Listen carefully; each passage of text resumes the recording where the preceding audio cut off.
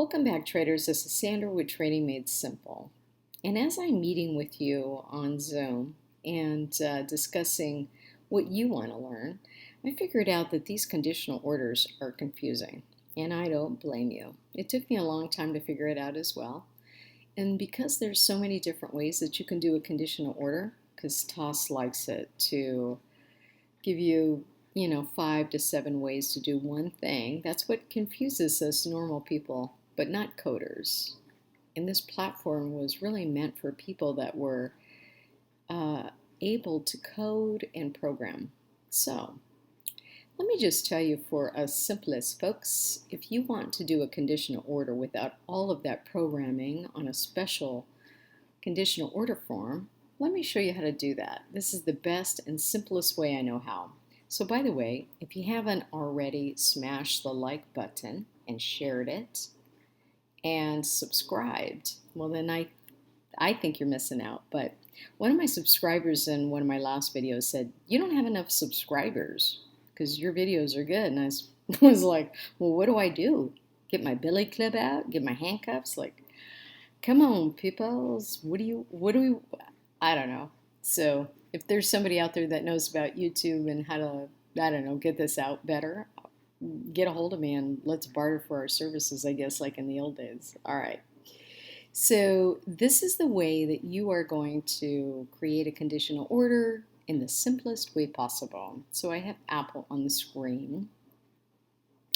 And let's just say that you're looking at your channel and you're like, hey, I want to do a conditional order when Apple gets to 138.49. I want to buy a call because that's when I think it's going to bounce. So what you would do is you go to your trade tab and you pick the one that you want, and you go to the call that you want, and then you just right click it and you say buy custom. You say OCO bracket as an example because you want to program your bot, and you want to program your profit taking, and you want to program your stop loss. So you go to your buy, and instead of going to the conditional order form, remember this is the one that just seems to confuse everybody. Let's just do it like right here. Right here we're going to do it. And this is how you do it. So you put your cursor in the box, and when you do that, you can see this expected Apple price. If you don't have this on your screen, you need to call TDA and say, I need an update, because I had to do that years ago because I didn't have this. I traded for 3 years without this, and it was there, but for some reason my software or whatever it was had a glitch, didn't have it. So you need to do this or have this, but you only get that when you're actually, your cursor's in the box. So when your cursor's in the box, you have it, and then you say, okay. So we looked at the chart and we said when Apple just drops down to that resistance line of 138.36 as an example. So you go to your trade tab and you say, okay, 138.36, I have my cursor in the box, and what's that option price going to be when Apple's at what did I say, 136? 141.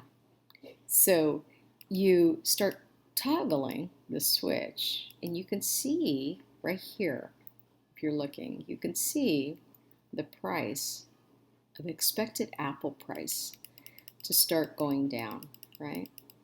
So if that drives you crazy, could you not like say $2 and tab over and say, okay, we're at 141. I actually want it, it's at 141.99. So, start toggling down, hold it down, whatever. So this is an easy way that you can program. That's funny, it just kind of locked on me. There we go. You can even go inside. You can go inside and change the price, right? And then as long as your cursor is in that box, then it's controlling this expected Apple price in that box, the buy box that you're at. So now we're at 141.09, but we want to buy the call when it's at 141, so great. It's close enough. Oh, look at that, 141 exactly. And so this helps you, right, in a very simple, simple manner to identify what's the option price when Apple gets to 141. And that's where it's at, 145. So, okay, so we're done. So you're like, okay, let's program it because I don't know when that's going to happen. I don't know when Apple's going to get to 141, so I'm going to put good till cancel, and I'm done with that. Locked it into place. That's all you have to do. So then you're like, well, when do I want to take profit?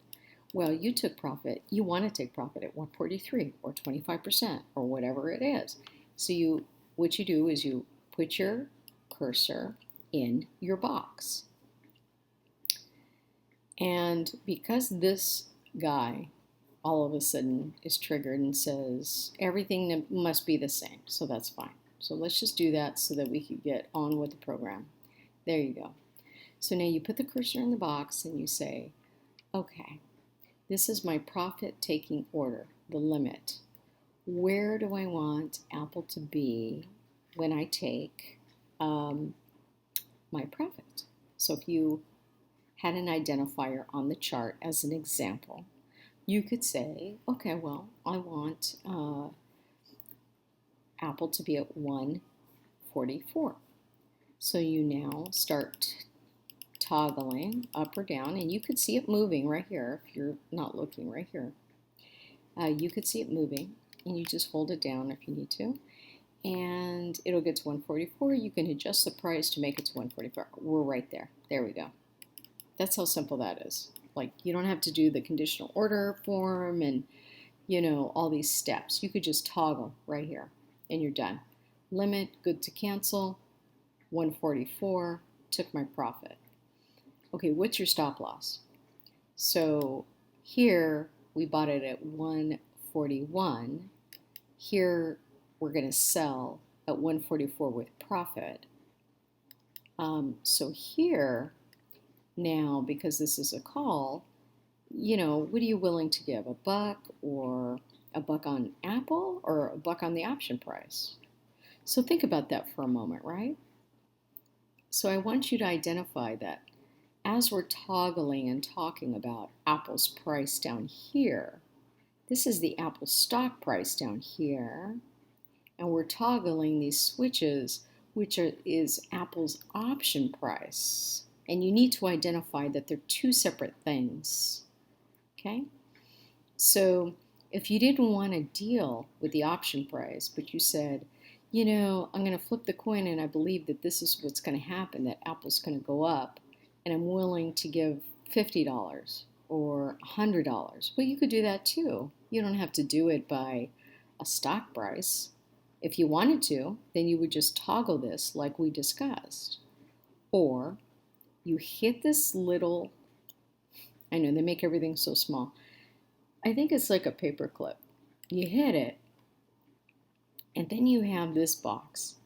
So plus or minus is for dollars. So it says minus $1. What does that mean? Well, if the stock price, the option price goes down $1, which means $100 per contract, get me out. That's your risk. $100 per contract, get me out. And that's how you do that. How about if you want it $50? Well, you just change this as an example to 50 cents, which is $50. Okay, that's how you would do that. And there's your stop. It triggers when it's minus 50 cents, which is $50. You wanted $1, do $1. You wanted a percentage, just toggle the switch to a percent, and now say, well, if I was to go down 30%, I'm done. I made the wrong decision. I didn't time it correctly. I didn't flip the coin correctly. It's not my deal. I need to have a stop so I can limit my losses. And this is how you would do it in a very simple manner. Okay? So if we're going to keep with the theme of the stock price, I'm going to go to it and go right back over here. And what am I going to do? I'm going to go to a stop. I'm going to go to a stop. I'm going to go right over here to this little like medical icon. I don't even know what you call that, little star. And then I'm going to go right in here. I don't even know why it says this thing. And let's just put a buck in there and see what happens. And then because we have our cursor in here, we could look over at the expected Apple price and go, okay, we're buying at 145 because the price of the stock is going to be at 141. And we're selling with profit. We just click into the box and you can see, okay, we're selling at 144 because we're analyzing the chart. And then you go, okay, well, we bought it at 141. So if it goes to 140 as an example, and as I'm like doing this, I'm going the wrong way, or you go like this, nope, still the wrong way. So you can increase that or decrease it, whatever. Let me see where we're at. Oh, that's going to take me a little while. So 138. Oh, that is actually going backwards. Okay. So let's see, we bought it at 141. How about if we wanted this at 140? Where's that going to be? There we go. All right. Let me get it in the right direction. Hold on for just a second. So that's all you need to do is just toggle. Like, look, I'm an expert at this, and I still just need to toggle up and down. You know, make sure I'm going the right direction. I have to check the price. I got to make sure, you know, I'm doing the right strategy for what's happening. So 140.01, close enough, or 139.99. It's close. It prevents you from having to go into the toggle switch and do this thing that nobody wants to do. So if you're one of those people, then just know it's okay.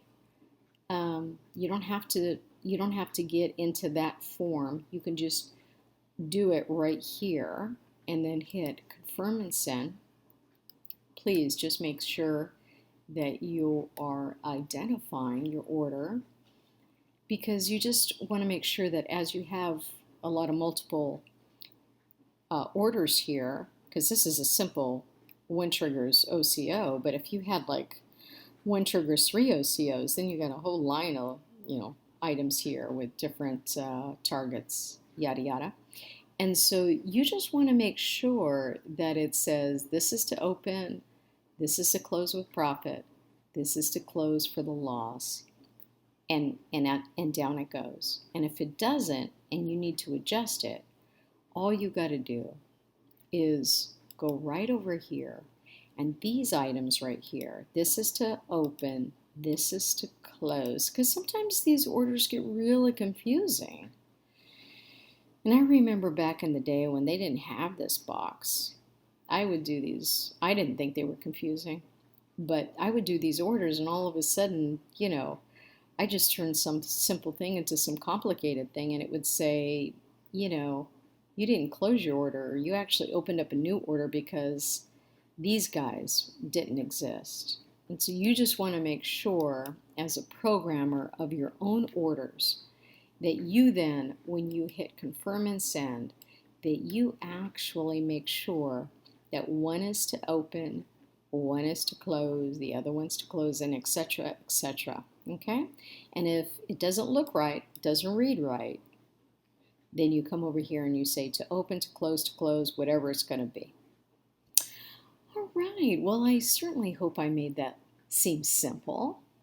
That is the simplest way that you can do a conditional order without going into the conditional order form or the advanced order form. And if you have any questions, just email me. And if you need additional help, email me as well. We'll set up a schedule and we'll get you on track much quicker than it would normally take. I guarantee it. So, have a great weekend, and we'll see you in the next free video.